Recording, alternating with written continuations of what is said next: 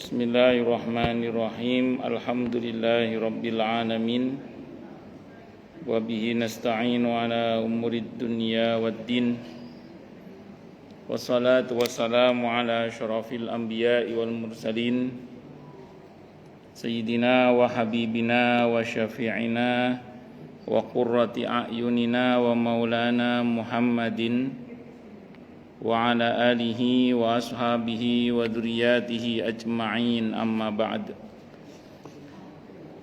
Asyhadu an la ilaha illallah wa asyhadu anna Muhammadar Rasulullah wa ufawwidu amri ilallah, innallaha basirum bil ibad. Hasbiyallahu la ilaha illa huwa alaihi tawakkaltu wa huwa rabbul arsyil azim. Qala Allahu ta'ala fi kitabihil karim hikayatan an nabiyillahi Musa alaihi salam.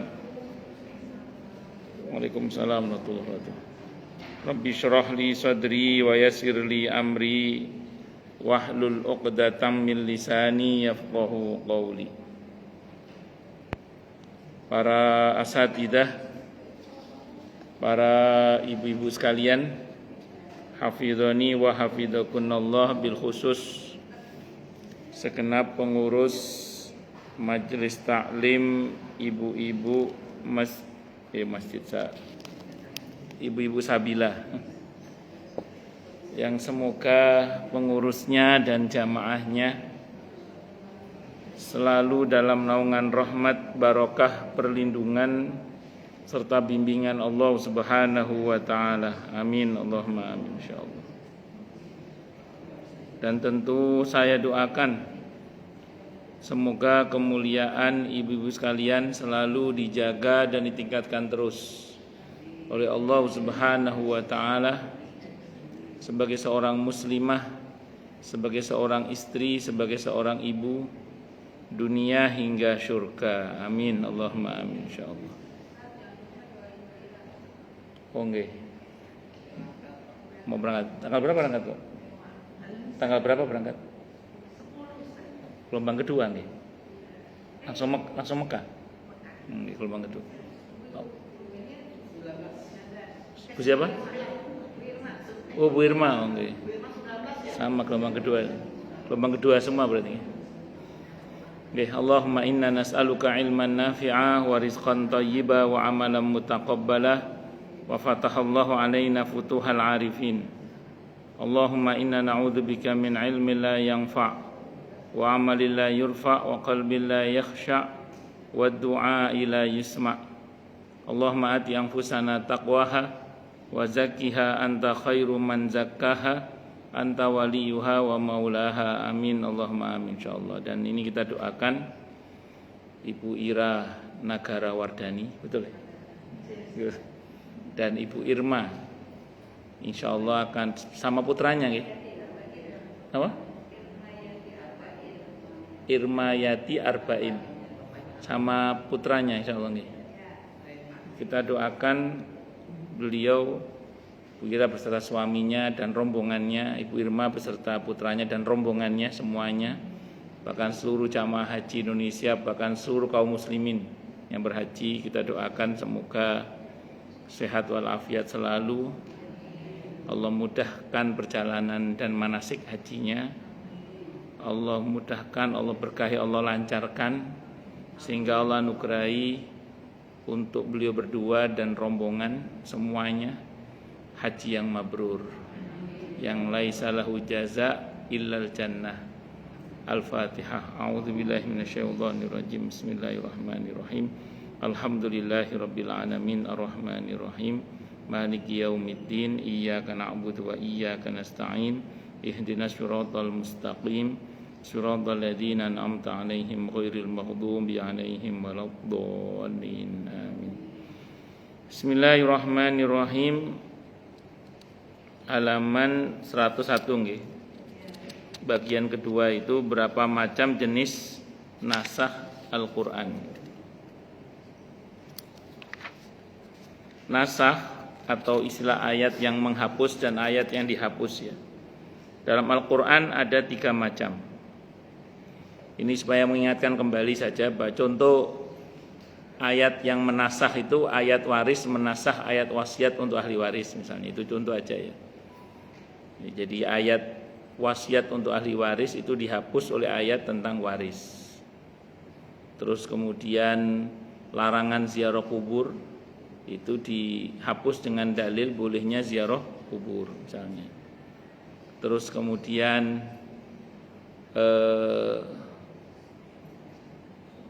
khamr, minuman keras itu tadinya boleh, akhirnya dilarang misalnya. Nah itu ada tahapan-tahapan pensyariatan, kadang melibatkan ini hukum ketentuan nasikh mansukh. Ada ayat yang menghapus, ada ayat yang dihapus. Ini ada nasakh dalam Al-Quran atau istilah menghapus ayat dengan ayat berikutnya. Ini ada 3 macam. Yang pertama nasakh dari sisi bacaan dan hukumnya.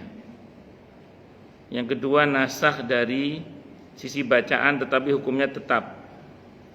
Yang ketiga nasakh dari sisi hukum namun bacaannya tetap ada. Jenis nasakh yang pertama tidak boleh dibaca dan tidak boleh diamalkan sebab telah dinasakh secara keseluruhan. Seperti ayat tentang penyusuan yang menjadikan kemahroman dengan 10 kali menyusui. Siti Aisyah radhiyallahu anha berkata adalah termasuk kemahroman dengan 10 kali menyusu.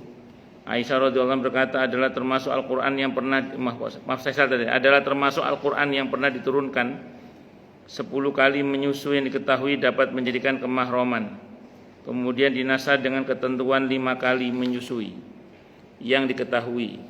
Tidak lama setelah itu Rasulullah Muhammad SAW wafat, sedangkan ketentuan ini masih termasuk ayat dalam Al-Quran yang dibaca. Jadi ada ketentuan yang memang sudah dihapus dan tidak boleh diamalkan sama sekali karena memang sudah diganti. Contoh dalam ayat ini misalnya adalah berkaitan dengan rodho'ah, saudara sesusuan, yang menyebabkan tadinya orang lain menjadi mahram. Kalau awal ketentuannya 10 kali susuan, dirubah menjadi 5 kali susuan. Dengan ketentuan 5 kali susuan itu 5 kali kenyang. Kalau dalam mazhab Syafi'i ketentuannya 1, si anak yang disusui itu harus umurnya di bawah 2 tahun. Jadi 20 tahun ke atas enggak masuk. Enggak, kenapa saya ngomong gini, saya mohon maaf ya agak nakal dikit, tapi ini serius masalah hukum. Karena pernah ada pertanyaan gini, ini pertanyaan serius dan betul-betul ditanyakan. Ustadz, istri saya sedang menyusui. Saya tidak sengaja minum air susu istri saya. Apakah saya mahram dengan istri saya? Ya enggak lah. Itu 2 tahun ke bawah. Bapak bukan 2 tahun ke Bapak 20 tahun ke atas sudah. Beda gitu. Yang kedua 5 kali kenyang. 5 kali kenyang pada ibu yang sama. 5 kali kenyang itu ukurannya bagaimana? Maaf ya, netek nih. Sampai dia puas dilepas sendiri. Nah, itu udah enggak, itu 1. Nanti netek lagi, lepas lagi. 2 sudah. Netek lagi sampai kenyang. Itu enggak harus sehari. Dalam rentang waktu 2 tahun itu. Kan usia bayi sampai 2 tahun. Kalau sampai 5 kali dia menyusui seperti bayi itu dengan seperti itu, maka dia sudah anak sesusuan. Anak susuan bagi si ibu itu, dan semua anak kandung si ibu itu adalah saudara sesusuannya, seluruhnya itu. Ini misalnya aja ya, misalnya aja. Tapi Irin sudah nggak nyusui sih Bu ya, Irin ya. Enggak, seandainya adiknya Kio ini nangis terus disusuin sama Irin misalnya gitu ya. Iya, kenapa? Boleh, tidak apa-apa. Kan sepupu kan bukan mahram aslinya, tapi gara-gara si adiknya Kio ini netek sama Irin, maka Shana nggak boleh nikah sama adiknya ini, sama adiknya Kio ini. Karena Kio dan Shana saudara sesusuan, tapi Kio bukan saudara sesusuan karena tidak netek sama Irin gitu. Tapi Irin ya, tapi adiknya aja. Tapi Irin semua anaknya deh saudara sesusuannya adiknya Kio ini. Ya, ini kenapa saya contohkan sepupu? Karena beberapa sepupu itu jadi mahram gara-gara itu. Beberapa sepupu itu jadi mahram gara-gara seperti itu.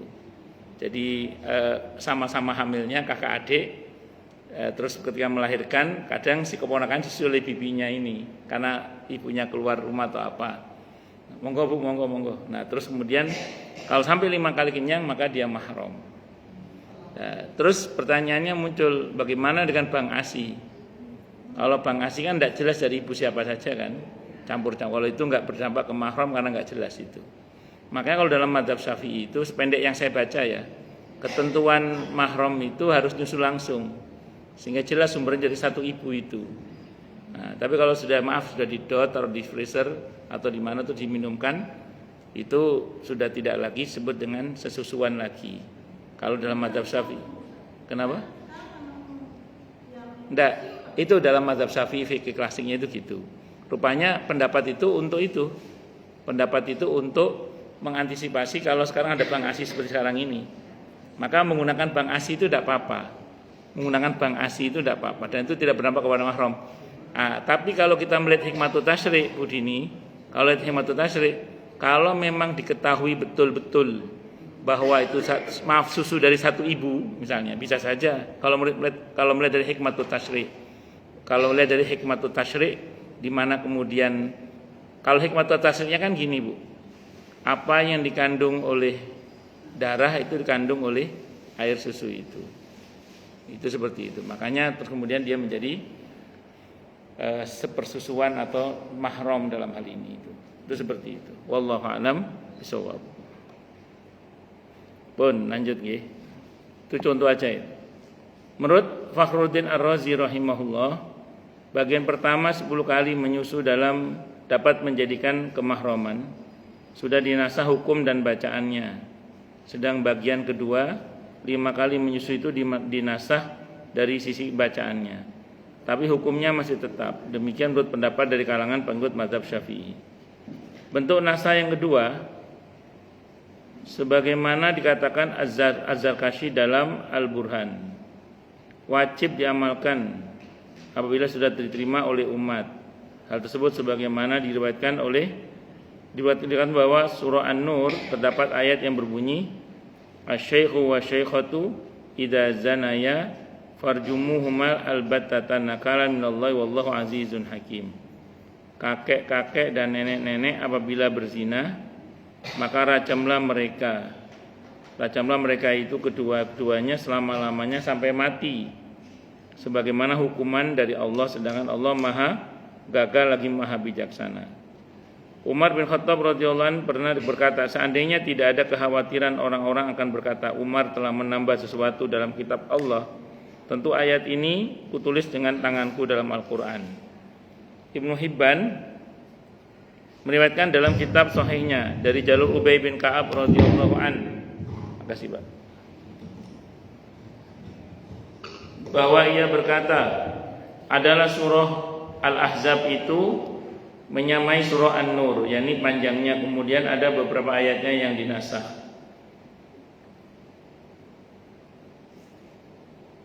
Kedua jenis ini yaitu nasah dari sisi hukum dan bacaannya, dan juga nasah dari sisi bacaan tapi hukumnya tetap berlaku, terbilang sangat sedikit ditemui dalam Al-Quran dan jarang sekali ditemukan contohnya. Karena Allah Subhanahu wa ta'ala menurunkan kitabnya yang agung ini untuk dibaca sebagai bentuk ibadah dan untuk menjelaskan hukum-hukumnya. Jenis nasah yang ketiga, bentar ini nanti ini. Baik, saya mau terangkan dulu gini. Di surah An-Nur itu tadinya ada ayat yang berbunyi Asy-syaikhu wasyaikhatu, kakek-kakek dan nenek-nenek kalau berzina itu. Rupanya ayat itu dihapus, mansukh tilawah, tidak ditulis lagi dalam Al-Quran, tapi diganti dengan ayat yang baru tentang az-zaniyatu wazani fajlidu kulla wahid minhum dan seterusnya itu. Jadi diganti dengan ayat tentang laki-laki maupun perempuan maupun laki-laki yang berzina dan seterusnya, aturan ada dalam surah An-Nur itu diatur. Nah, yang berlaku ayat itu teksnya, tapi hukum yang dalam ayat yang baru itu Itu berlaku juga bagi ayat yang lama kalau memang situasinya sama. Apa yang sama yang dimaksud? Yaitu kalau zina muhsan. Jadi zina itu ada yang dilakukan oleh orang yang belum menikah, ada yang dilakukan oleh orang yang sudah menikah. Kalau orang yang belum menikah berzina itu dicambuk 100 kali. Ini dihukum negara Islam ya. Ini tidak boleh dieksekusi oleh person. Ini negara yang berhak mengeksekusi. Jadi kalau di negara Indonesia tidak bisa, person tidak bisa, harus negara. Lalu gimana kalau di Indonesia kan tidak berlaku ketentuan hukum itu, taubat. Harus taubat dengan sungguh-sungguh, berubah 180 derajat dan jangan cerita-cerita. Dalam konteks negara seperti Indonesia ini. Nah, kalau di negara yang menegakkan hukum syariat Islam maksudnya bagaimana? Saya baca dalam fikih sunnah saya sabik di bab tentang hudud zina ya, batasan pelanggaran terhadap zina itu. Nabi berpesan kepada para sahabat aukamakal, bagi yang berzina silakan dipilih. Kalau mau lapor silakan lapor, nanti saya hukum kata Nabi. Atau diam saja, diam dan tobat ya. Jangan cerita-cerita. Karena Allah berfirman, Nabi bersabda dalam hadis riwayat Muslim, kullu ummati mu'afan illal mujahirin.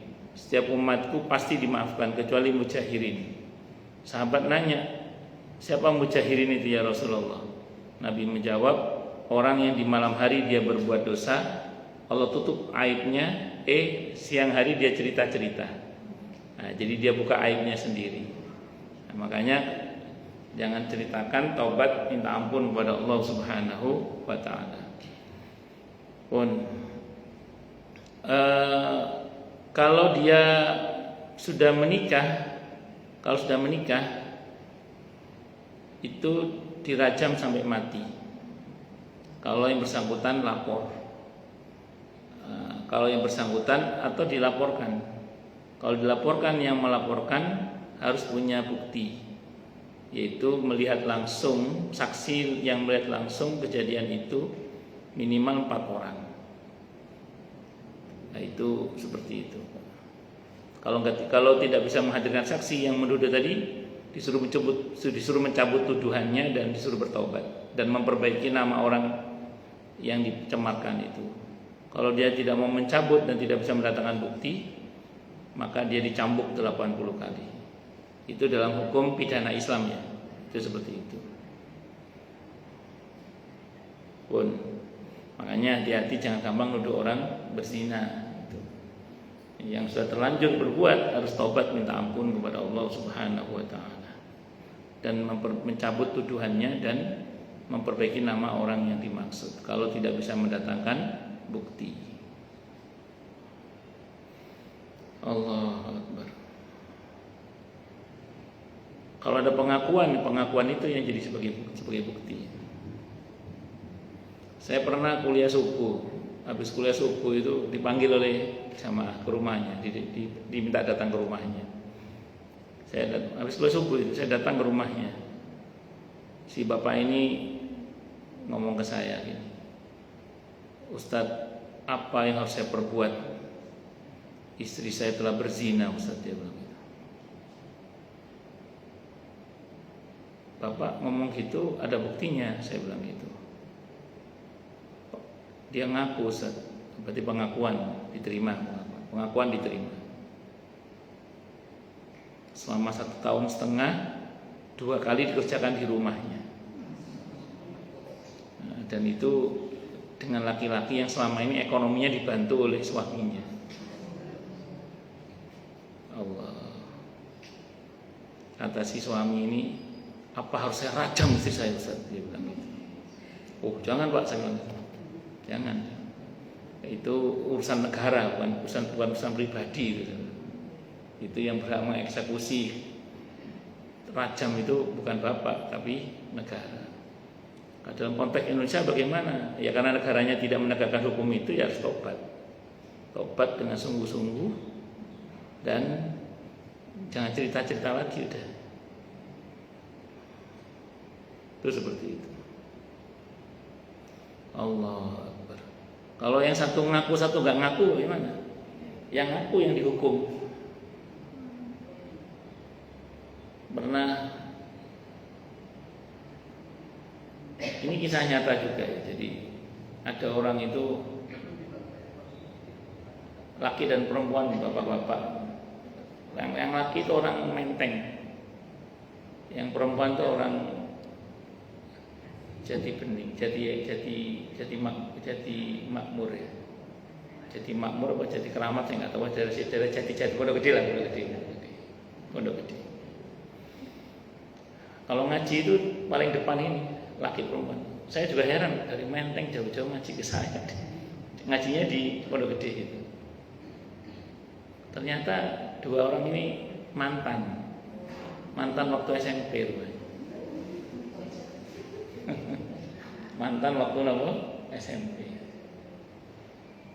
Suatu saat diketahuilah naudzubillah perselingkuhannya itu oleh pihak suami si wanita itu. Dan si wanita ini mengaku pada suaminya bahwa dia sudah pernah berbuat zina badan dengan laki-laki tersebut. Bukan orang Pondok Gede. Nah, sementara si laki-laki tadi itu tidak ngaku. Ya, tapi kita nggak bisa paksa. Ngaku, kalau nggak ngaku nggak bisa. Kalau dia nggak ngaku nggak bisa. Jadi pengakuan itu kan bisa sepihak. Maka kalau begitu, maka kemudian yang dihukum, kalau dalam hukum Islam yang dihukum itu yang ngaku itu. Itu pernah terjadi di masa Nabi begitu itu. Tidak ada orang ngaku berzina sama si fulana. Nabi nyuruh delegasinya tanyakan kepada si fulana, betul apa tidak pengakuannya orang ini. Kalau dia tidak ngaku jangan paksa, kata Nabi. Tidak boleh dipaksa. Tapi kalau dia ngaku, hukum juga dia, dihukum akhirnya. Assalamualaikum warahmatullahi wabarakatuh. Itu lain bab itu. Itu bukan persinahan, itu kan disinai namanya. Itu beda bab kalau itu.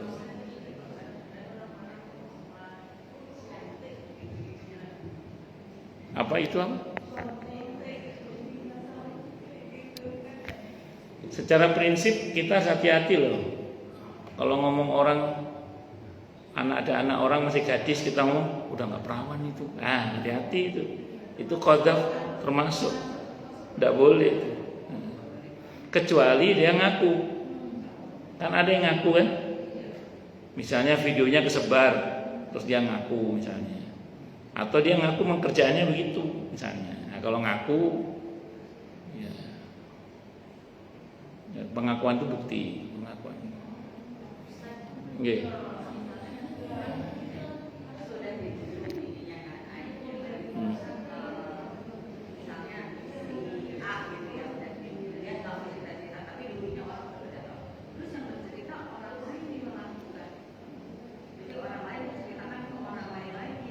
Itu problemnya memang begitu. Jadi problemnya itu kadang perbuatan zina itu nggak sendiri. Kalau sendiri kan namanya masturbasi.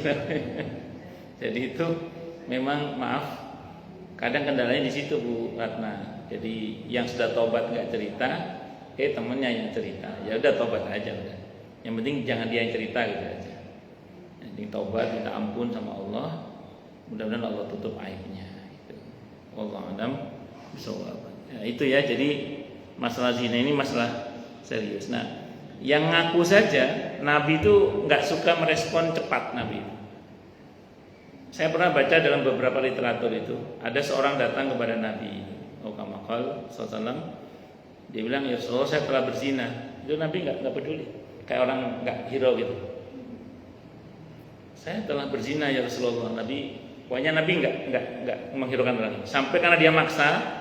Terus kata Nabi pada para sahabat, coba cek dia, gila apa tidak dia. Nabi cek, Nabi nggak langsung mau merespon, karena risikonya berat, hukumnya berat itu. Terus begitu kemudian dia diperiksa oleh para sahabat, tidak gila ya Rasulullah, tidak gila katanya. Itu aja saya baca dalam riwayat Nabi itu masih ngomong gini, masih dawuh gini, Nabi itu masih bersabda gini. Barangkali nggak masuk, cuman nempel-nempel aja kali. Tidak ya Rasulullah, masuk seperti timba masuk ke dalam sumur. Sampai ngomong gitu sahabat itu. Jadi ada yang ngomong gitu itu. Tapi Nabi itu berusaha nggak masuk kali, cuma nempel-nempel aja. Masuk ya Rasulullah. Sambil gitu itu. Akhirnya ya sudah, beberapa dihukum oleh beliau. Beberapa dimaafkan gara-gara sholat jamaah, ada juga. Ada beberapa sih, ada satu gitu. Allah. Pun lanjut nih. Nah, dalam konteks Indonesia ya ada tobat itu. Tobat minta ampun sama Allah, diem jangan cerita-cerita, wis menengo wis. Ojo cerita-cerita, diem tobat minta ampun sama Allah. Adapun temennya cerita itu urusan lain itu. Yang penting kita ada tobat minta ampun sama Allah. Kalau ada orang verifikasi ke kita misalnya, bener Mbak omongan itu, wong ngono direken semua. Orang kita nggak usah dihiraukan. Yang penting kan tidak usah dihiraukan ya. Wah, jangan mengiyakan juga, tapi jangan diiyakan, tapi juga nggak usah bohong. Cukup mengatakan surah ngono kok direken. Sementingan kita berusaha terus baik. Pun lanjut. Jenis nasa yang ketiga banyak sekali disepakati didapati dalam Al-Quran, yaitu sebagaimana dikatakan oleh Az-Zarkashi. Terdapat 63 surah yang diantaranya yaitu ayat tentang wasiat, ayat iddah, ayat tentang membawa sedekah pada waktu hendak menghadap Rasulullah Muhammad SAW, dan ayat tentang larangan berperang melawan kaum musyrikin. Jadi ada ayat-ayat yang memang dihapus hukumnya, namun dalam konteks yang sama nanti itu bisa saja yang bersangkutan mendapatkan bagian wasiat atau ketentuan bagian harta wasiat tersebut. Contoh misalnya ayat tentang wasiat untuk karib kerabat dan kedua orang tua itu kan dihapus dengan ayat waris. Tapi karib kerabat itu kan tidak semuanya mendapatkan bagian warisan, ada yang terhalang. Seperti kalau punya anak laki-laki maka saudara kandung terhalang. Maka saudara kandung yang terhalang ini bisa mendapatkan bagian wasiat. Ayat tentang iddah. Ayat tentang iddah. Iddahnya wanita itu secara umum berapa bulan? 3 kali masa suci. 3 kali masa suci. Tapi kalau untuk yang suami meninggal 4 bulan 10 hari. Kalau untuk wanita hamil sampai dengan melahirkan. Pertanyaannya sekarang ini, suaminya meninggal dan dia hamil, ikut iddah mana ini? Iddah hamil apa iddah suami meninggal? Hamil. Karena kalau hamil itu betul-betul pada bersih. Ada hadisnya, ada Bukhari. Jadi ada seorang sahabiah, suaminya baru meninggal beberapa malam, dia melahirkan, terus datang sama Nabi minta izin mau nikah. Sama Nabi diperbolehkan. Boleh ya, karena masa iddahnya habis dengan melahirkan itu, walaupun hanya beberapa malam atau beberapa hari saja. Itu seperti itu. Wallahu a'lam bishawab. Itu dinamika iddah itu. Kalau menopause At-Thalaq ayat 4 itu 3 bulan. Kalau menopause, sudah menopause belum? Menopause masa iddahnya 3 bulan. Kecuali meninggal suami, kalau meninggal suami tetap 4 bulan 10 hari. Ini cerai hidup ya, cerai hidup. Menopause cerai hidup 3 bulan. Gitu. Termasuk anak kecil yang belum haid itu juga 3 bulan. Itu seperti itu. Kalau pramenopause dibilang nggak haid, kadang sesekali haid. Nah, gimana ngitungnya itu? Agak lebih lama kalau itu. Bukan 3 bulan. Jadi agak lebih lama. Ngitungnya agak lebih lama lagi. Kan 3 kali masa suci masih berlaku, dia masih haid, tapi jarang-jarang. Sehingga uruknya itu, masa sucinya itu kan antara 2 haid itu kan 1 uruk. Nanti suci lagi 5 bulan dia sucinya. Ada haid, ya agak lebih lama ngitungnya kalau pramenopause. Kalau pramenopause. Tapi kalau yang betul-betul menopause itu 3 bulan. Tapi kalau masih kadang 2 bulan sekali haid atau 3 bulan sekali haid atau Walaupun seperti itu agak lama ngitungnya itu. Agak lama ngitungnya. Ada rumusnya lah gitu. Agak lama ngitungnya. Itu masa iddah itu. Masa tunggu masa apa? Masa pensucian rahim supaya tidak bercampur dengan punya laki-laki yang lain. Terus kemudian dulu ada aturan sedekah sebelum menghadap kepada Rasulullah Muhammad SAW. Tujuan aturan itu saat itu karena Nabi kecapean. Terus Allah buat aturan kalau mau konsultasi sama Nabi suruh sedekah dulu. Nah, sedekah orang miskin bukan ke Nabi kan tidak boleh makan sedekah Nabi. Nah, akhirnya yang konsultasi sedikit gara-gara harus sedekah dulu karena tidak semua orang punya uang. Akhirnya Allah hapus boleh lagi tidak apa-apa nggak pakai sedekah. Kan saat itu Nabi capek ya, kecapean terima tamu hampir nggak ada berhentinya itu. Capek. Allah suruh Nabi istirahat dengan aturan tadi itu. Pokoknya siapa aja yang mau konsultasi sama Nabi wajib sedekah dulu pada fuqara masakin. Setelah itu akhirnya dihapus. Setelah itu tidak apa-apa tiap hari konsultasi dengan Nabi kita Muhammad sallallahu alaihi wasallam. Pun lanjut Okamakal. Terus ayat tentang larangan berperang melawan kaum musyrikin di periode Mekah. Di periode Mekah 13 tahun Nabi dizolimi tanpa melawan sama sekali. Karena belum ada perintah perang. Di Madinah ada perintah perang. Jadi kita ini Bu punya contoh 13 tahun sabar tanpa melawan itu ada contohnya. Tapi periode Madinah sabarnya melawan. Jadi jenengan tergantung konteksnya. Ada masa kadang di mana kita sabar nggak perlu melawan. Tapi ada masa di mana kadang kita harus melawan kadang. Jadi dua-duanya ada contohnya itu. Sabar tidak melawan. Nabi pernah melakukan selama 13 tahun. Sabar melawan Nabi melakukan juga di periode Madinah itu. Jadi jenengan monggo konteksnya aja sesuaikan. Ada masa di mana kadang perlu kita hardik juga ini orang yang zalim supaya dia tidak naik kalau kita punya power. Tapi kalau kita tidak punya power, hanya bisa ngelus dada, paling hanya bisa berkata hasbunallah wa ni'mal wakil. Wa ufawwidu amri ilallah. Innallaha basirum bil ibad.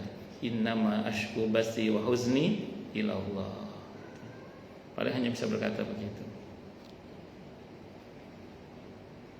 Kalau dulu ada seorang kiai itu kalau nyinyirin sama orang itu baca ayat itu kaf ha ya ain shad ha mim ain sin qaf wal qur'anil majid itu ya untuk membungkam orang-orang yang nyinyir itu.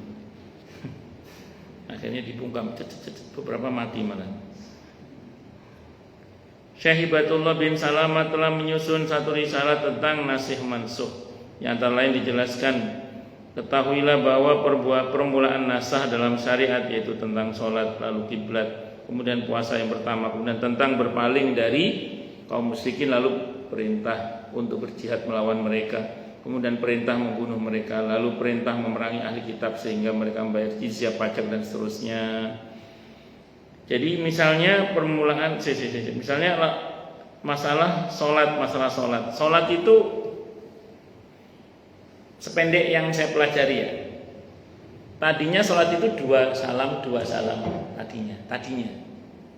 Terus maghrib 3, zuhur 4, asar 4, isya 4, subuh 2. Tadinya dua salam sholat itu tadinya satu dulu. Itu namanya dinasah namanya, dihapus ketentuan. Tadinya sholat itu sambil ngobrol boleh. Kok terlambat dari mana? Ngobrol itu dulu boleh awalnya itu. Terus dilarang. Itu sholat itu.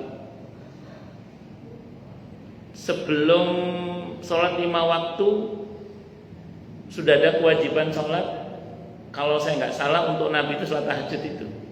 Sebelum sholat 5 waktu itu sholat tahajud itu. Itu yang wajib untuk Nabi kita Muhammad SAW. Sampai akhirnya menjadi sunnah itu, nafilatan lagi. Jadi itu ada perubahan-perubahan. Yang kedua, kiblat. Tadinya kemana kita menghadap? Ke Baitul Maqdis, ke Masjidil Aqsa. Terus berpindah ke Masjidil Haram sampai sekarang. Terus kemudian tentang berpaling dari kaum musyrikin, itu yang saya bilang tadi, bahwa pernah selama 13 tahun Nabi bersabar tanpa melawan. Lalu perintah untuk berjihad melawan mereka. Di periode Madinah Nabi melawan. Kemudian perintah membunuh mereka dalam konteks perang ya, bukan dalam konteks damai ini. Karena kalau nggak dibunuh dalam perang ya kita, kalau nggak membunuh kita dibunuh gitu. Lalu perintah memerangi ahli kitab hingga mereka bayar jizyah, pajak dan seterusnya. Dalam konteks yang dimaksud adalah karena muslimin ada kewajiban zakat, muslimin ada syariat zakat, maka untuk orang di luar Islam dikenai aturan jizyah saat itu. Itu seperti itu. Kalau nggak bayar jizyah, sebagaimana muslimin yang tidak mau bayar zakat diperangi oleh Abu Bakar As-Siddiq radhiyallahu anhu. Ada orang Islam menolak bayar zakat, diperangi, diminta secara baik-baik terlebih dahulu. Kalau nggak mau diambil paksa. Itu cuma Abu Bakar As-Siddiq radhiyallahu anhu. Sama orang ahlul kitab juga sama, disuruh bayar jizyah, disuruh bayar pajak kalau bahasa kita. Itu kalau mereka tidak mau bayar ya diperangi, maksudnya diambil paksa. Kenapa? Karena itu aturan ya bernegara saat itu begitu dan beragama saat itu begitu aturannya. Terus kemudian dan seterusnya tadi. Faidah nasakh. Apa hikmah adanya nasakh dalam hukum namun bacaannya masih tetap ada? Al-Allamah Az-Zarkashi rahimahullah menjawab pertanyaan semacam ini dapat dijawab dari dua sisi. Pertama, sungguhnya Al-Quran di samping untuk dibaca juga untuk diketahui hukum yang ada di dalamnya serta untuk diamalkannya.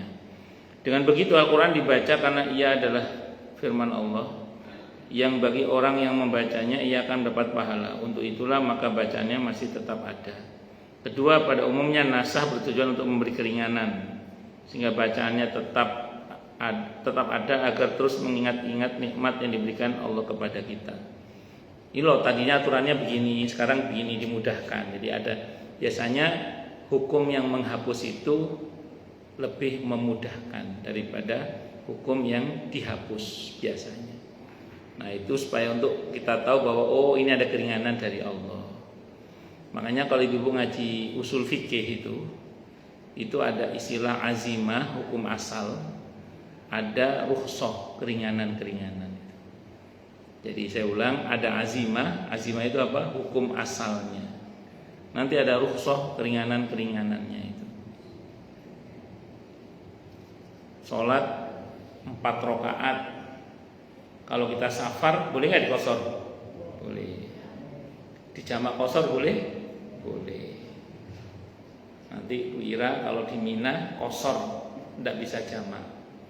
Dulu Nabi mencontohkan begitu. Di Mina itu sholat pada waktunya masing-masing. Untuk yang 4 rakaat dikosor. Kalau di Arafah dijamak takdim kosor, zuhur dan asar. Kalau di Muzdalifah idealnya maghrib ditarik ke isya idealnya. Dijamak kosor juga untuk isyaknya dikosor. Dijamak takhir idealnya ya. Tapi kalau bisnya terlambat nunggu di Arafah sampai menjelang isya, biasanya kadang itu terpaksa sholatnya di Arafah. Akhirnya dijamak takdim atau dijamak takhir di Arafah. Nah, karena kalau nggak segera ke Muzdalifah, krodit Muzdalifah itu soalnya bisnya itu kadang jalannya pelan-pelan. Karena nanti di sana harus mabit. Paling enggak sampai tengah malam. Itu seperti itu. Sunnahnya dari Arafah ke Muzdalifah itu pakai kendaraan. Nah tahun kemarin bisnya jamaah haji reguler terutama itu terlambat. Beberapa jamaah bondo nekat jalan kaki ke Muzdalifah. Beberapa meninggal kecapean. Tahun kemarin kan beberapa meninggal kecapean. Padahal sunnahnya itu jalan kaki, berkendara. Nah, kita itu jatahnya di Arafah itu secara hukum aslinya sampai tengah malam. Ayo, misalnya maghrib bis belum datang, tenang-tenang saja, tunggu aja. Kita ada jatah di situ sampai tengah malam, tidak ada masalah. Ya, jadi kalau selagi masih ada kabar bis akan datang, tunggu saja, nggak usah bonek jalan. Nah kemarin yang beberapa meninggal secara sunatullah itu bonek karena dapat kabar bisnya terlambat. Harusnya kalau masih ada kabar pasti akan datang, ditunggu saja. Karena jatah di Arafah itu sampai tengah malam sebenarnya. Itu seperti itu. Cuman batas minimalnya sampai maghrib. Kalau sebelum maghrib keluar dari Arafah kena dam, kena denda. Kalau sah hajinya sah, cuman kena denda kalau keluarnya sebelum maghrib. Jadi kalau tiba-tiba nanti bisnya datang sebelum maghrib terus keluar dari Arafah sebelum maghrib kena dam. Tapi kalau keluarnya setelah maghrib tidak kena dam. Sama dengan Muzdalifah, tidak boleh keluar sebelum tengah malam. Kalau belum tengah malam keluar kena dam, kena denda. Nah, tapi kalau orang sakit tidak apa-apa, tidak kena dam kalau orang sakit. Itu seperti itu. Kalau idealnya nginep, tapi yang penting lewat tengah malam sudah boleh keluar dari Muzdalifah. Kalau mau idealnya sampai subuh. Sampai subuh Nabi bergerak ke Mina sebelum matahari terbit. Kalau idealnya. Kalau asal cukup, yang penting lewat tengah malam sudah bisa keluar dari Muzdalifah. Yang penting sudah lewat tengah malam. Kalau belum lewat tengah malam nggak boleh. Harus sudah lewat tengah malam. Kalau belum lewat tengah malam keluar dari Muzdalifah kena denda, kena dam itu nanti. Idealnya ya, tidak apa-apa. Yang penting di atas Muzdalifah, tidak ada masalah. Kalau mau idealnya memang turun. Kalau idealnya turun, tidur memang idealnya ya. Idealnya turun, tidur di situ, sholat subuh di situ, sebelum matahari terbit sudah bergerak ke Mina. Itu. Untungnya di masa Nabi itu beberapa sahabat tidak ke Mina, tapi langsung ke Masjidil Haram untuk tawaf ifadah. Boleh nggak apa-apa. Nabi tidak melarang dan Nabi membolehkan di masa itu. Jadi ada beberapa sahabat yang dari Muzdalifah langsung ke Masjidil Haram dan itu boleh, oleh Nabi dipersilakan. Tidak apa-apa. Tak langsung tawaf ifadah. Karena tawaf ifadah itu kalau setelah salat Idul Adha itu kredit itu orang gede-gede itu pada situ semua. Makanya biasanya rutenya itu kalau yang ngejar tawaf ifadah dari Muzdalifah bablas ke Masjidil Haram, tawaf ifadah, sa'i haji, tahallul awal sudah. Terus ke Mina, lontar jumrah Aqabah, tahallul tsani udah selesai. Sama motong kambing. Motong kambing itu sudah ada yang ngurus lah kalau itu. Sudah ada yang ngurus. Motong hadiyu itu. Itu rute haji.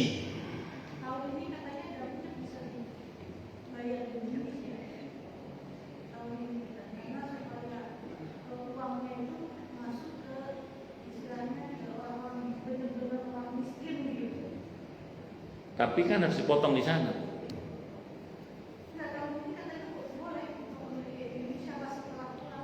Yang saya tahu denda itu semua dibayar di tanah suci. Iya.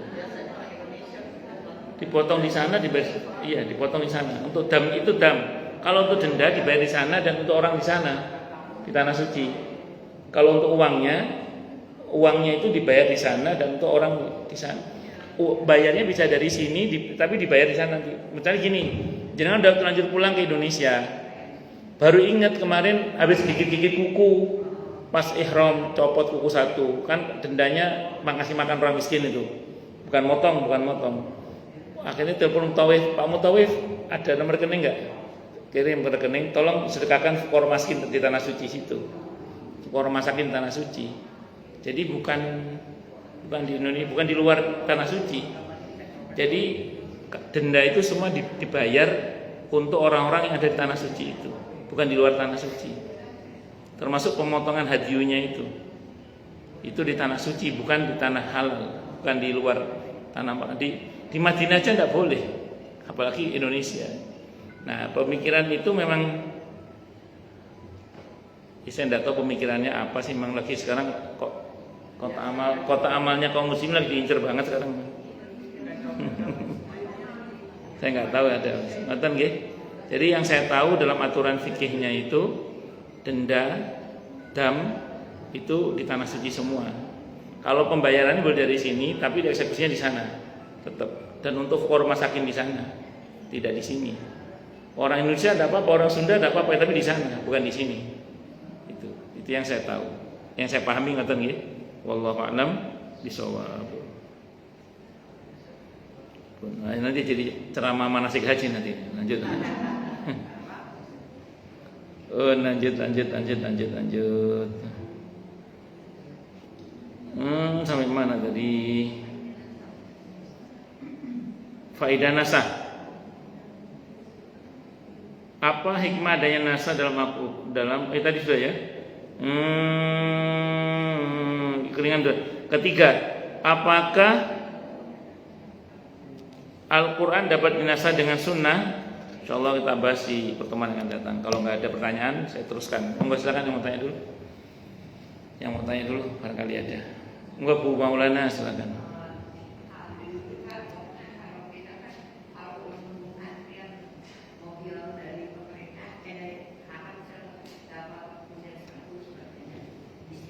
Okay.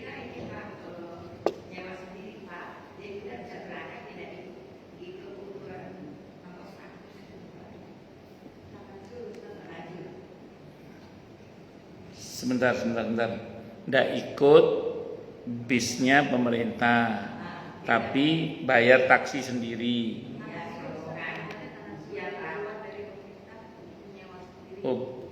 Terus pertanyaannya apa Bu pertanyaannya? Supaya bisa tidak apa-apa. Enggak apa-apa. Asal boleh tidak apa-apa. Iya. Asal boleh tidak apa-apa. Karena gini, di rombongan saya itu pernah terjadi gini. Kita kan di rombongan haji saya saat itu kan ambil nafar awal. Nafar awal itu tanggal 12 Dzulhijjah itu sudah harus keluar dari Mina sebelum maghrib.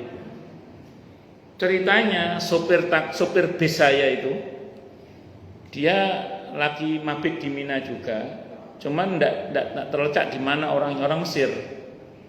Mbak ketemu bisnya ada, sopirnya nggak ada. Sementara kita harus keluar dari Mina sebelum maghrib.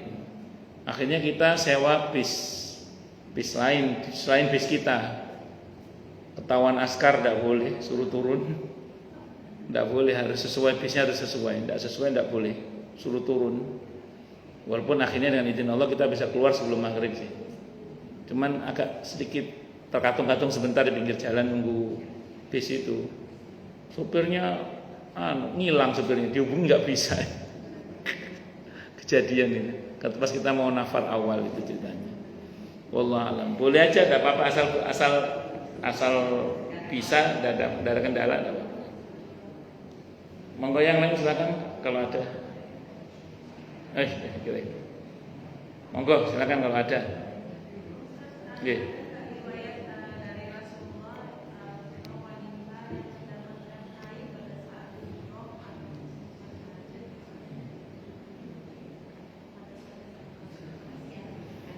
Bismillahirrahmanirrahim. Untuk wanita yang sedang haid saat umroh dan haji, semua aktivitas umroh dan haji wanita haid boleh melakukannya kecuali tawaf. Itu dulu rumusnya Bu ya, itu dulu. Lalu bagaimana kalau seandainya haidnya ini lama, mepet waktu kepulangan? Ya, mepet waktu kepulangan dan seterusnya. Ini biasanya Bu ya, ini biasanya. Oleh mutawif ditawarkan solusi yang pertama adalah sabar menunggu sampai betul-betul suci. Kalau nggak mungkin karena mepet mau pulang, misalnya gitu ya. Solusi yang kedua ditawarkan biasa oleh mutawif, biasanya ditawarkan yang kedua apa? Minum obat. Nah, minum obat ini nggak semuanya mau. Nggak semuanya mau. Kadang malah ada bercak, malah tambah nggak jelas. Ya, yang kedua nggak mau, biasa ada yang nggak mau. Maka yang ketiga itu menggunakan pendapat yang lemah dalam madhab Syafi'i, namanya qaulul laqti. Qaulul laqti itu gini, Bu. Ibu menstruasi, tiba-tiba suci. Nah, mumpung suci, mandi besar, segera tawaf. Nah, kalau sa'i haid tidak apa-apa, sa'i itu. Yang penting pas tawaf itu ibu suci, pas suci itu. Nah, nanti pas mau sa'i kok haid tidak apa-apa udah. Yang penting pas tawaf itu suci. Itu menggunakan qaul laqti dalam mazhab Syafi'i. Ini pendapat yang lemah tapi terpaksa. Biasanya kalau ini nggak selesai juga karena haidnya nggak ada jedahnya. Terakhir, pendapat yang terakhir pakai pendapat yang lemah dalam hal ini, pendapatnya Ibnu Taimiyah. Beliau berpendapat bahwa wanita haid itu tetap boleh tawaf. Itu pendapat Ibnu Taimiyah. Tapi ini pendapat yang lemah juga termasuk. Tapi itu terpaksa namanya. Tidak bisa. Yang bisa nyuruh orang itu lontar jumroh.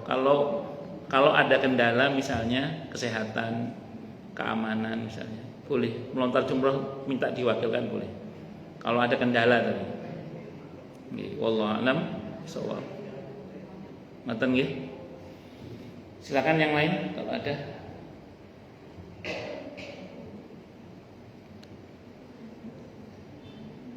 Jelas semua atau tidak jelas? Gimana Bu Nana Luciana?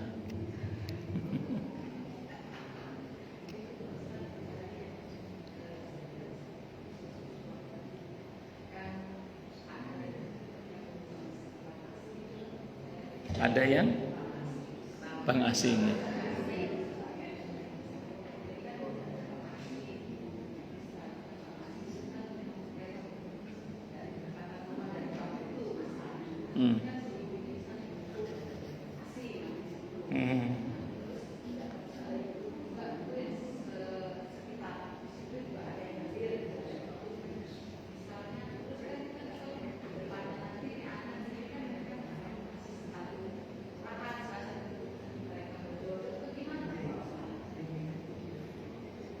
Bismillahirrahmanirrahim.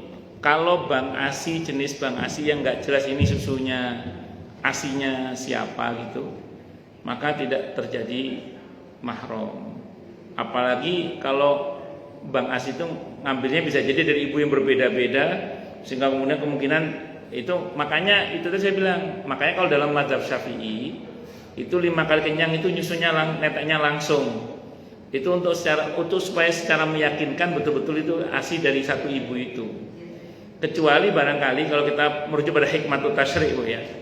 Kecuali kalau memang Bang ASI itu betul-betul diambil dari satu ibu dan tidak dari ibu yang lain, itu baru kemungkinan ada mahram gitu, seperti itu. Nah, kalau ternyata misalnya dari yang acak tadi itu ternyata ada yang akhirnya menjadi mahram, bagaimana? Sementara tidak tahu nggak ada hukumnya, nggak tahu. Iya.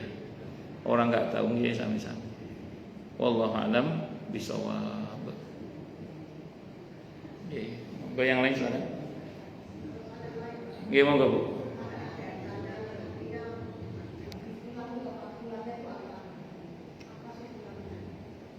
Binti fulan?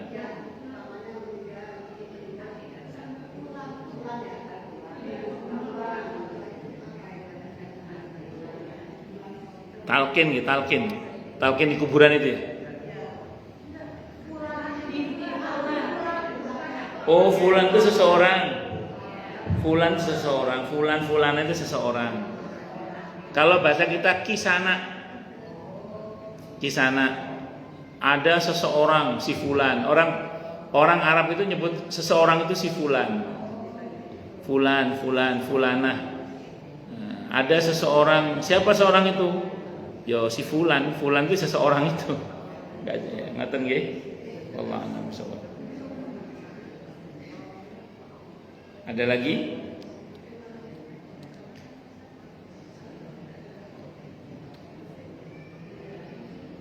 Cukup nih atau jelas semua atau tidak jelas semua?